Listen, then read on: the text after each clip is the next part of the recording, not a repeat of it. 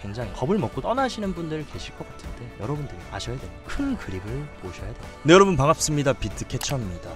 최근처럼 비트코인 이런 식으로 지지부진하고 지루하게 흘러갈 때 대부분의 투자자들은 두려움을 느끼고 시장을 포기하고 떠나갑니다. 이런 과정들이 소수를 선발하는 과정들이고, 이런 과정을 잘 극복하고 다음 단계로 넘어가야 여러분들이 내년 반감기 그리고 미국 대선까지 있는 대망의 빅 사이클에서 소수로 살아남아서 부자가 될 수 있는 그 길목에 지금 우리는 서 있다. 그렇기 때문에 단기적인 가격 움직임에 이리저리 휘둘릴 것이 아니라 우리가 왜 비트코인을 투자해야만 하는지 그 부분에 대한 투자의 본질을 강화시키는 좋은 투심을 다지는 그런 시기가 되셨으면 좋겠습니다. 최근 살아있는 투자의 신 버핏이 미국의 신용등급 강등에도 불구하고 국채를 계속 살 것이다 라고 하면서 엄청난 양의 국채를 매수했다. 근데 굉장히 재밌는 사실, 버핏은 왜 이 국채를 샀을까? 지금 금리가 엄청나게 가파르게 급등하면서 국채 가격은 굉장히 많이 지금 저평가되어 있는 구간이다. 근데 여러분들이 아셔야 되는 거, 보통 증시 같은 경우는 위험자산으로 분류가 되고 이런 채권 같은 경우는 안전자산으로 분류가 된다. 근데 그가 채권을 샀다는 것 자체가 지금이 주식을 투자할 때가 아니라 안전자산인 채권을 사야 할 때라는 시그널을 준 것이다. 저도 이 부분에 굉장히 동의를 하고 있고, 많은 분들이 경기 침체 없고 연착륙 될 거고 안전하게 소프트 랜딩 가능할 것이다 라고 보고 있지만, 저는 솔직히 개인적으로 굉장히 큰 경기 침체가 올 하반기나 내년에 예정되어 있다라고 생각합니다. 그래서 부자 아빠 가난한 아빠의 저자 로버트 기요사키까지 미국의 경제 붕괴가 임박했고 비트코인을 투자해야 된다. 많은 분들이 경기 침체 오고 미국 증시 박살나면 비트코인도 위험한 것이 아니냐라고 그렇게 의문을 제기할 수 있지만, 저는 반대다. 최근에 어떤 일이 있었습니까? 미국의 지역은행들이 줄줄이 붕괴하고 파산됐을 때 어떤 자산이 가장 많이 올랐냐? 우리가 투자하고 있는 비트코인이 가장 많이 올랐다. 그 얘기는 뭡니까? 침체와 위기에 회피할 수 있는 피난처 역할을 하는 게 비트코인이 될 수가 있다는 것입니다. 그리고 현재 어떤 상황입니까? 최근 IMSM 제조업 구매관리자 지수, 쉽게 말해서 PMI라고 불리는 이 지수가 예측치를 또 한 번 하회하면서, 보통 PMI 같은 경우는 50선 위에 있으면 경제가 괜찮고 50선 아래에 있으면 침체다 라고 판단하는데, 지금 PMI는 올해 초부터 계속 50을 하회하면서 계속해서 하락하고 있다. 이 얘기는 뭡니까? 아직도 지금 위기가 끝난 게 아니다. 그리고 지금까지 연준이 강한 금리 인상을 할 수 있었던 가장 큰 원인, 미국의 고용지수. 미국의 고용은 강하다, 견고하기 때문에 금리 계속 올리겠다가 미국의 일관된 주장이었습니다. 근데 지금 어떻게 됐습니까? 8월 달에 발표된 7월의 비농업 고용지수, 고용지표가 예측치를 하회하면서 이제 점점 그 경고했던 고용마저 꺾일 수밖에 없는, 그리고 올해 초만 해도 이 고용지표가 예측치를 계속 상회하면서 서프라이즈를 보여줬는데, 이런 식으로 예측치를 하회하는 것도 모자라서 굉장히 이전 수치 대비해서 절반 수준으로 내려왔다. 결국에 지금 아직 실업률은 견고하지만 이렇게 고용이 꺾인다라고 하면 실업률도 이제 높아질 수밖에 없는 그런 수순을 이제 밟아간다라는 것입니다. 그리고 고용이 나빠지고 실업률이 높아진다. 그러면 뭡니까? 리세션이 올 수밖에 없다. 그리고 컨퍼런스 보드 경기 선행지표를 보면 이미 경기 선행지표는 침체를 가리키고 있다. 과거 코로나 당시, 2008년 금융위기 당시, 닷컴 버블 당시와 비슷한 수준의 위치를 하고 있다. 결국에 이게 빠진다라고 하면 과거의 흐름도 마찬가지로 이런 식으로 실물 경제도 따라올 수밖에 없고, 침체가 온다라고 하면은 일단 미 증시 어떻게 됩니까? 최근 멈출 줄 모르고 가파르게 상승하면서 신고가를 갱신하는 거 아니냐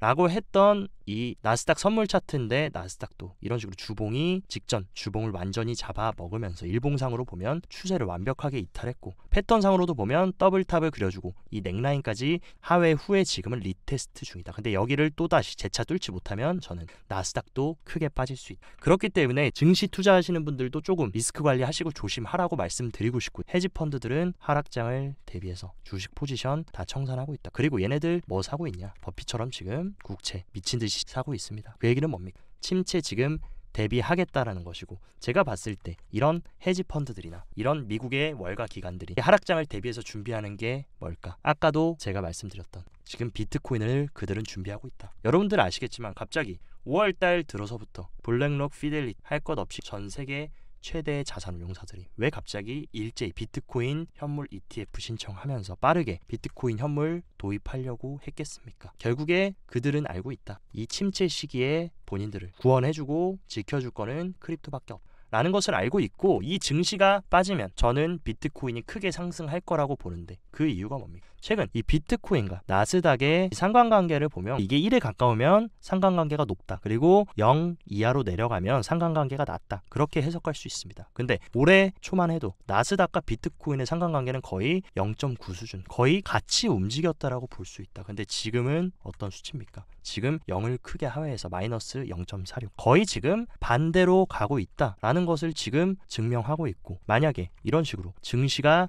대폭락장이 온다라고 할 때 제가 봤을 때 크립토가 엄청나게 크게 상승을 할 수가 있다. 그리고 하반기에 또 얼마나 큰 크립토의 개별 시장 이슈가 예정되어 있습니까? 여러분들도 잘 아시는 비트코인 현물 ETF, 그 첫 번째 데드라인 기간이 9월 초입니다. 이때 물론 바로 비트코인 현물 ETF가 바로 SEC 승인이 난다라는 것은 아니지만, 이때 만약에 실패하고 최종 파이널 데드라인까지 간다라고 해도 어차피 내년 초, 그리고 내년에 뭐가 있냐? 비트코인 반감기가 있다. 그렇기 때문에 지금 대형 월가 및 헤지 펀드들은 지금 증시 하락을 대비해서 비트코인 현물 ETF를 출시 예정 중이고, 결국에 이런 침체 시기에 비트코인이 크게 상승하고 관심을 받을 수밖에 없다라는 것을 이미 그들은 알고 있다. 그리고 또 하나 굉장히 재밌는 사실, 버핏이 2분기에 포트폴리오를 공개했는데 단 5개의 종목에만 집중하겠다라고 했는데, 그 종목을 한번 들여다보면 애플과 아메리칸 익스프레스, 뱅크 오브 아메리카, 코카콜라, 쉐브론, 이 5개에 집중하겠다라고 했는데, 지금 여러분들이 주목해야 되는 거 바로 이 뱅크 오브 아메리카. 뜬금없이 캐쳐님 왜 뱅크 오브 아메리카에 우리가 집중을 해야 되냐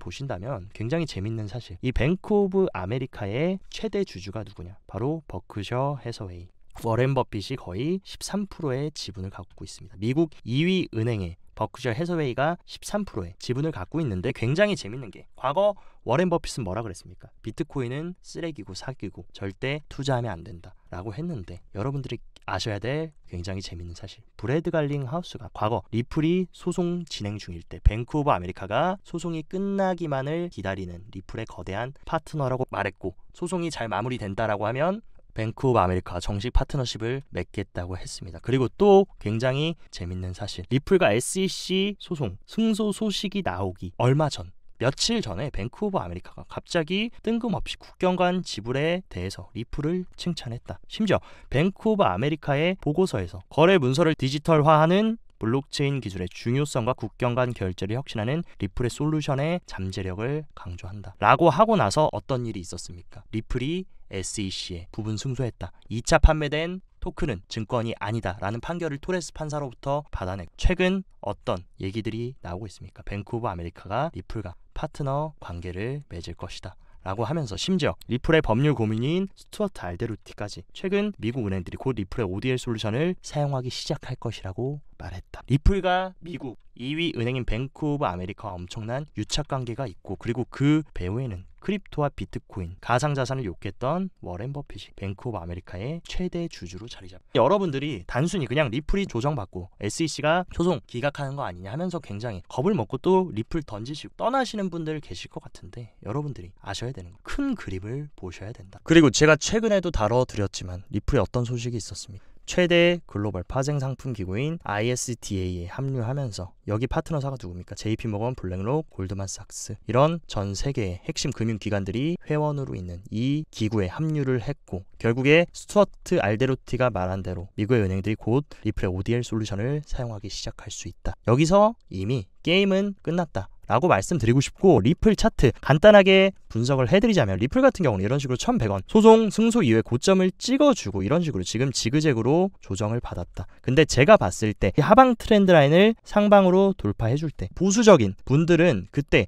진입을 좀 고려해보시고, 어느 정도 리플이 많이 빠진 것 같고 조금 저평가 구간인 것 같다 라고 하면은 저는 충분히 지금 가격도 눌림목에 접근하기에 굉장히 좋은 가격이다 라고 생각하고, 최근에 이 ABC 조정으로 어디까지 되돌렸습니까? 정확하게 0.618 구간, 0.618 구간까지 지금 거의 되돌려 줬기 때문에 추가적인 하락이 나온다라고 해도 저는 마지노선은 766원, 이 구간이 어딥니까? 과거 리플의 굉장히 중요한 지지와 저항 역할을 했던 766원 구간까지는 여러분들이 좀 열어두시고, 이 구간에 리플 이 눌림목 파동 이후에 조정 2파 눌림목에 담아보실 분들은 충분히 리플도 공략해봐도 괜찮다라고 보고 있고, 어차피 리플이 이 엄청난 장대 양봉, 소송 승소했을 때 들어왔던 이 물량, 이 시가를 훼손하지 않는 한 어차피 리플은 추가 하락하더라도 크게 갈 수밖에 없다. 그리고 또 어떤 이슈가 있습니까? 미국의 대형 거래소에서 일제히 다 리플 재상장 준비 중이고, 재상장한다라고 하면 미국에 또 엄청난 유동성들이 리플로 들어올 수 있는 만큼 리플도 여러분들이 흔들림 없이 잘 구축해 나가셨으면 좋겠습니다. 또한 비트코인 차트 단기적으로도 조금 봐드리자고 하면은 일단 비트코인이 계속적으로 지루한 횡보 움직임을 보여주고 있다. 그래서 확실하게 여러분들이 좀 안전하게 진입을 하고 싶다 하시면 핵심 이 박스권 하단 지지이자 지금 저항이 된 29.5K 위로 비트코인 일봉이 돌파해서 종가 마감해주면 그때 비트코인은 접근해봐도 되고, 일단 28.5K 구간까지는 조금 우리가 열어두어야 되지 않을까라고 개인적으로 생각을 하고 있지만, 일단 주봉을 본다라고 하면 점점 주봉의 몸통이 작아지고 있고 추세 반전 캔들링 음봉 도지를 만들어준 이후에 이번 주 주봉만 예를 들어 양봉으로 만들어줘서 샛별형 상승 반전 패턴을 주봉상으로 만들어준다라고 하면 저는 충분히 바닥 확인 찍고 올려줄 수 있는, 그리고 패턴상으로도 현재 지금 몇 헤드앤숄더 패턴을 만들어주고 있는 만큼 핵심 구간 29.5K만 돌파해서 안착한다라고 하면 충분히 긍정적인 흐름은 기대해볼 수 있다. 하지만 의미 있는 거래량이 터지면서 추세를 반전시켜준 게 아니라 계속 옆으로 기어주고 있는 만큼 지금은 보수적으로 대응하시라고 말씀드리고 싶고, 또한 CVD 차트 같은 경우에 이 30K의 강한 매도벽은 여전히 위치하고 있고 28.5K와 28K의 의미 있는 매수벽들도 적당하게 지지를 해주고 있다. 그렇기 때문에 지금 단기적으로 조금 오르고 조금 내리고 어디로 가도 이상하진 않지만 우리가 한 가지 주목해야 되는 부분, 가장 큰 고래인 갈색 고래와 보라 고래들이 굉장히 강한 매수세에 현재 동참을 하고 있고, 그리고 반대로 리테일들 개인들은 지금 불이 나게 무서워서 팔고 도망가고 패닉셀 하고 있다. 디커플링 되는 모습만 봤을 때는 충분히 지금 비트 흐름도 저는 긍정적으로 보인다 라고 이렇게 정리 드리면서 마무리하도록 하겠습니다. 물론 지금 지루한 시기고 답답한 시기는 맞지만 저는 오히려 이렇게 눌려줬을 때 오히려 저가 매수, 우리가 30K 아래에서 비트를 모아갈 수 있는, 그리고 또한 비트뿐만이 아니라 최근 비트가 하락함에 따라 기술적으로 조정받았던 알트코인들을 우리가 수량을 한번 모아가기에 굉장히 좋은 박앤세일 구간이 아닌가라는 생각은 여전히 갖고 있고, 저도 계속해서 제가 조금 비싸서 못 샀던 코인들을 분할 매수하면서 모아가는 중입니다. 그렇기 때문에 중장기적으로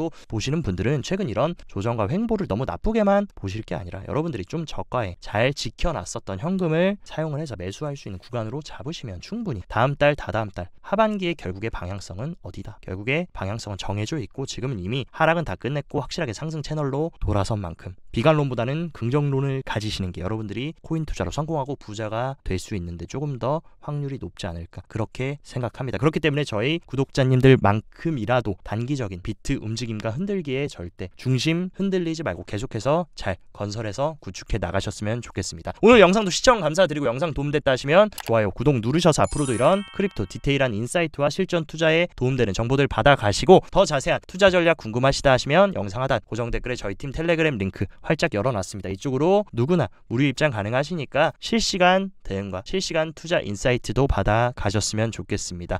오늘 영상도 시청 감사드리고 여기까지 비트캐쳐였습니다.